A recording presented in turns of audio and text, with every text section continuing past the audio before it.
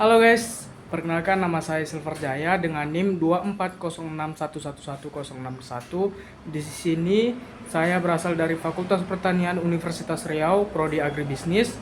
Saya akan mempresentasikan tugas saya. Untuk itu, selamat menyaksikan. Baiklah, pada kesempatan presentasi hari ini, kita memiliki judul yaitu Perencanaan Penyuluhan Pertanian.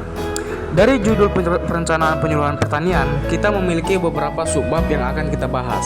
Yang pertama itu ada pengertiannya perencanaan penyuluhan itu sendiri, di mana pengertiannya adalah proses penyuluhan atau langkah-langkah kegiatan penyuluhan secara sistematis dan terarah untuk mencapai tujuan peningkatan pengetahuan, sikap, dan keterampilan petani dalam mengelola usaha taninya. Selanjutnya masuk ke subbab kedua, yaitu tujuan perencanaan penyuluhan pertanian.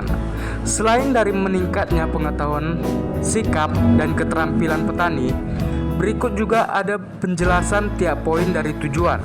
Yang pertama itu memiliki arah dan sasaran yang jelas. Dengan adanya perencanaan, penyuluhan tahu apa yang ingin dicapai dan kepada siapa kegiatan ditunjukkan, sehingga kegiatan tidak berjalan asal-asalan.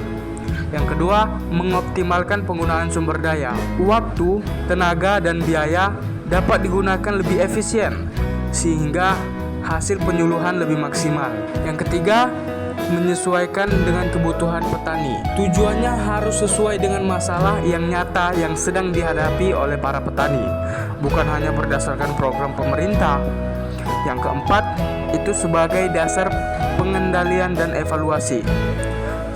Dengan adanya perencanaan, maka penyuluh bisa mengukur apakah kegiatan berjalan sesuai rencana dan apakah hasilnya sesuai target. Selanjutnya kita masuk ke dalam pembahasan subbab yang ketiga dengan judul manfaat perencanaan penyuluhan pertanian. Manfaat ini memberikan pedoman dan arah pelaksanaan kegiatan penyuluhan, sehingga semua pihak yang terlibat di dalamnya dapat bekerja dengan teratur dan saling mendukung, di mana ini juga memiliki penjelasan tiap poinnya. Yang pertama itu ada sebagai pedoman kerja bagi penyuluh. Rencana menjadi acuan agar penyuluh tahu bagaimana langkah-langkah yang harus dilakukan dari awal hingga evaluasi. Yang kedua, menghindari pemborosan sumber daya.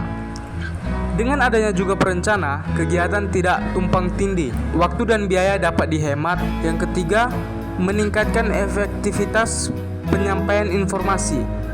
Seperti materi dan metode penyuluhan bisa disusun sesuai kebutuhan petani, sehingga pesan lebih mudah diterima dan diterapkan oleh para petani. Yang keempat, mempermudah koordinasi antar pihak. Perencanaan bekerja sama antara pemerintah, lembaga penyuluh, dan kelompok tani menjadi lebih teratur dan lebih jelas. Yang kelima, sebagai dasar evaluasi kegiatan. Dari hasil kegiatan dapat dibandingkan dengan rencana yang telah dibuat untuk mengetahui keberhasilan dan hal-hal mana yang perlu diperbaiki dalam penyuluhan. Selanjutnya kita masuk ke dalam subbab yang keempat, yaitu langkah-langkah perencanaan penyuluhan pertanian. Ada beberapa tahapan atau langkah-langkah penting seperti identifikasi masalah dan kebutuhan petani. Penyuluh melakukan survei atau wawancara untuk mengetahui masalah apa yang sedang dihadapi oleh petani, seperti rendahnya produktivitas petani atau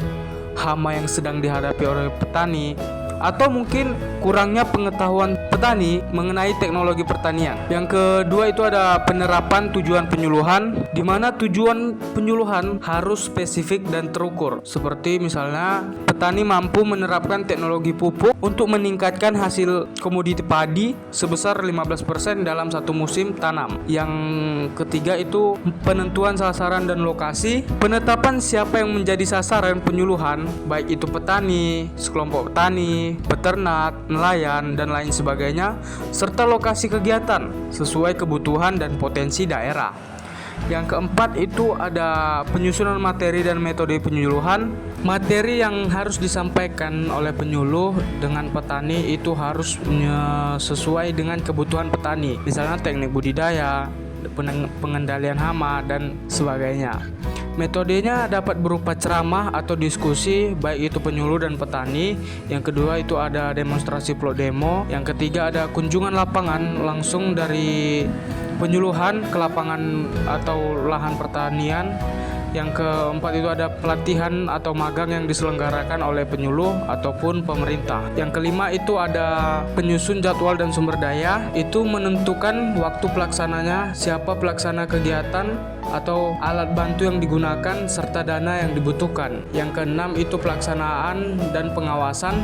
Kegiatan dilaksanakan sesuai dengan rencana sambil dilakukan pengawasan agar sesuai dengan tujuan yang telah ditetapkan. Yang ketujuh itu ada evaluasi dan tindak lanjut, menilai apakah kegiatan berhasil, apa kendalanya, dan bagaimana perbaikannya untuk kegiatan berikutnya. Pada subbab yang kelima itu prinsip perencanaan penyuluhan. Agar keberhasilan penyuluhan itu dapat didapatkan, itu butuh prinsip, yaitu diantaranya sebagai berikut. Yang pertama itu partisipasi.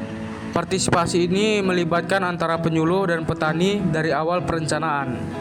Yang kedua itu fleksibel, dapat disesuaikan dengan kondisi lapangan. Yang ketiga itu berorientasi pada kebutuhan, fokus pada masalah yang sedang dialami nyata oleh para petani. Yang keempat itu berkelanjutan, tidak hanya sekali, namun dapat diteruskan dalam jangka panjang oleh para petani. Baiklah, kita masuk ke subbab terakhir, yaitu kesimpulan, di mana kesimpulan pada materi ini ialah perencanaan penyuluhan pertanian merupakan fondasi utama keberhasilan kegiatan penyuluhan.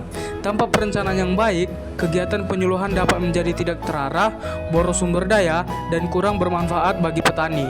Dengan perencanaan yang matang, penyuluhan dapat benar-benar membantu meningkatkan kesejahteraan dan produktivitas petani. Baiklah, mungkin itu saja yang dapat saya sampaikan pada pertemuan kali ini dan materi kali ini. Saya mohon maaf jika ada salah kata. Saya akhiri, selamat pagi.